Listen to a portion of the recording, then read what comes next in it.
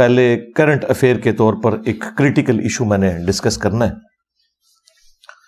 اور وہ ایک متنازع فیصلہ چیف جسٹس آف پاکستان قاضی فائز عیسیٰ حفظہ اللہ تعالی کی جانب سے جو سامنے آیا، سپریم کورٹ کا ڈیسیژن، جس کی وجہ سے پچھلے ویک میں پاکستان میں بالخصوص اور باقی مسلم دنیا میں بالعموم ایک بھونچال کی سی کیفیت ہے، وہ آپ لوگوں کے سامنے ہے۔ سوشل میڈیا میں جس قسم کے ٹرینڈز چل رہے ہیں اور کئی ایک ویڈیوز دھمکی امیز سامنے آ رہی ہیں، تو میں چاہ رہا تھا کہ اس حوالے سے قرآن و سنت کی روشنی میں آپ کے سامنے سارا مقدمہ رکھا جائے اور جو دونوں طرف کی ایکسٹریمز ہیں انہیں ایڈریس کیا جائے۔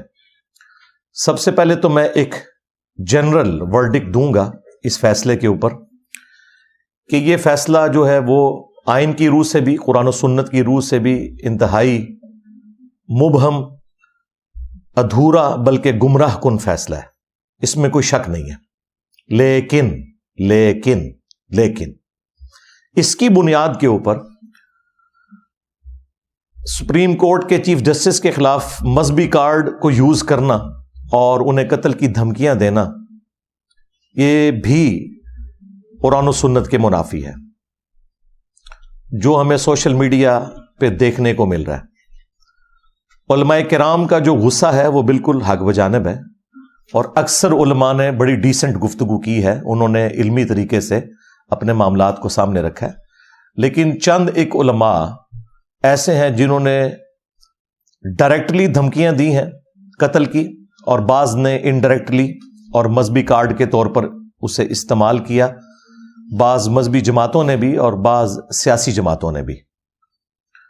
اور اس میں سب سے زیادہ سخت زبان جو ہے وہ ہمارے ایک پنڈی کے مفتی صاحب ہیں بریلوی مکتب کے، انہوں نے استعمال کی، جن کا اپنا ٹریک ریکارڈ یہ ہے کہ ممتاز قادری کو موٹیویٹ کرنے والا شخص وہی تھا، اور جب اس نے سلمان تاثیر کی ایگزیکیوشن کر دی تو اس کے بعد اس نے خود عدالت میں ایفیڈیوٹ جمع کروایا کہ جی میرا اس معاملے سے کوئی لینا دینا نہیں ہے اور میں اس طرح کی ایکٹیویٹیز کو صحیح نہیں سمجھتا۔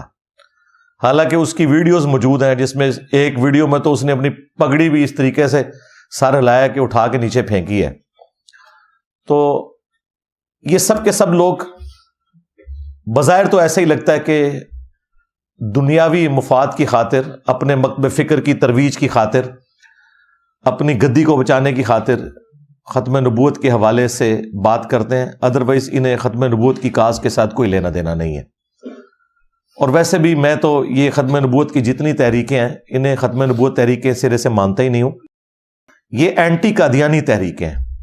اگر ختم نبوت تحریکیں ہوتی تو چشتی رسول اللہ، تھانوی رسول اللہ، شبلی رسول اللہ اور جو ان کے بزرگوں نے گستاخانہ باتیں رسول اللہ کی شان میں کی ہیں صلی اللہ علیہ وآلہ وسلم، ان کے خلاف بھی یہ اسی طریقے سے ویلاگز بناتے، اکٹھے ہو جاتے اور دھمکیاں لگاتے اپنے ان بزرگوں کو جو قبروں میں پڑے ہوئے ہیں، اگر انہوں نے یہ لکھی ہیں، اور اگر انہوں نے نہیں لکھی تو ان کے نام کے اوپر جو پرنٹنگ پریس ہیں انہیں دھمکیاں لگاتے، لیکن وہاں یہ بالکل خاموش ہے۔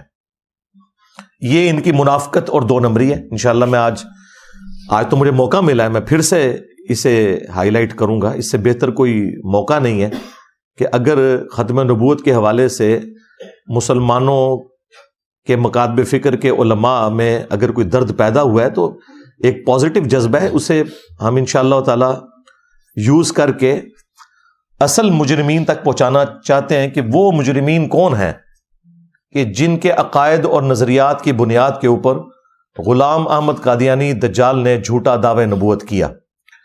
اس کے پیچھے کون ہے؟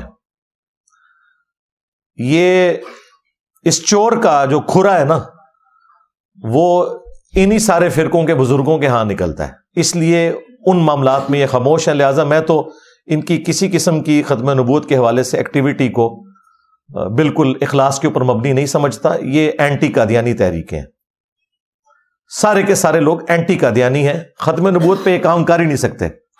ایون جن کے بزرگوں نے بھی کوئی کام نہیں ڈالا نا اس حوالے سے، وہ بھی نہیں بولتے کیونکہ انہیں خطرہ ہے کہ دوسرا فرقہ ہمارے خلاف ہو جائے گا، اور ہمارا جہاد تو اصل میں ہے انجینئر صاحب کے خلاف کھڑا ہونا. تو دیکھیں انہوں نے مجھے کس طریقے سے ونریبل کیا.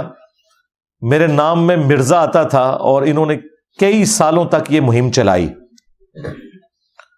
حتیٰ کہ میں نے ان کا زخم چشتی رسول اللہ، تھانوی رسول اللہ، شبلی رسول اللہ اتنا چھیلا کہ آج یہ بیک فٹ پہ چلے گئے. اب کوئی تازہ بندہ یہ بات نہیں کرتا کہ انجینئر صاحب قادیانی ہے یا قادیانی نواز ہے، کیونکہ انہیں پتا ہے کہ وہ پہ جائے گا تھوڑے بزرگاں نو پہ گیا جے. ہاں پہ گیا جے تھوڑے پیوما پیرانو سر نکلو باہر. اسی پھر بھی نوکری ادا کر دے پے، مرزے دے خلاف تھوڑے پیو نے کرنی آنے نکلو باہر. سٹیج پر بیٹھنے والے ہاتھ کھڑا کر کے بتائیں، مجھے بتائیں یہ کام ٹھیک ہے کہ نہیں؟ تماشا کرتے ہو، پھر کہتے ہیں مسلک کا کام نہیں ہوتا. مسلک والوں کو تم خود رگڑتے ہو، اور جرا تواڈے پیوانوں پہ گیا ہوں تسی چوپ بیٹھے ہو اور نکلو باہر. تو میں تمہیں دس دیواں جو بھی ختم نبوت کی کاز کے خلاف اس طریقے سے آواز بلند کرے گا،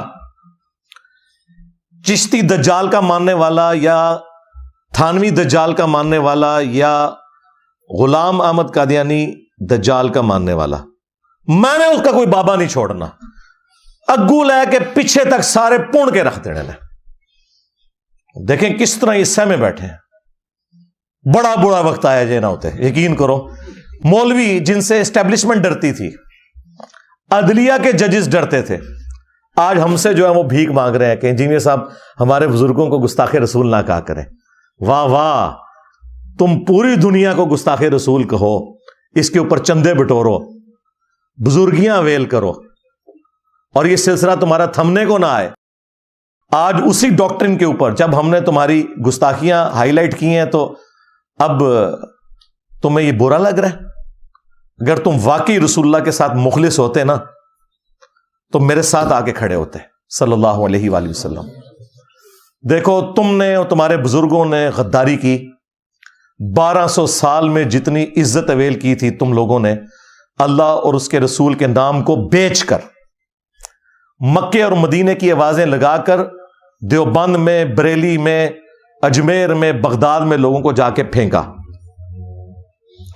چندے بٹورے اللہ اور اس کے رسول کے نام کے اوپر عز و جل و صلی اللہ علیہ وآلہ وسلم، جائیدادیں بنا لی. لیکن at the end of the day غداری کی تم لوگوں نے.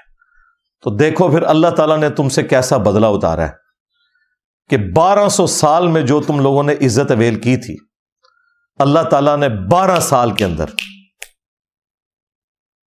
کتے کی طرح تمہاری مٹی پلیت کروا دی ہے.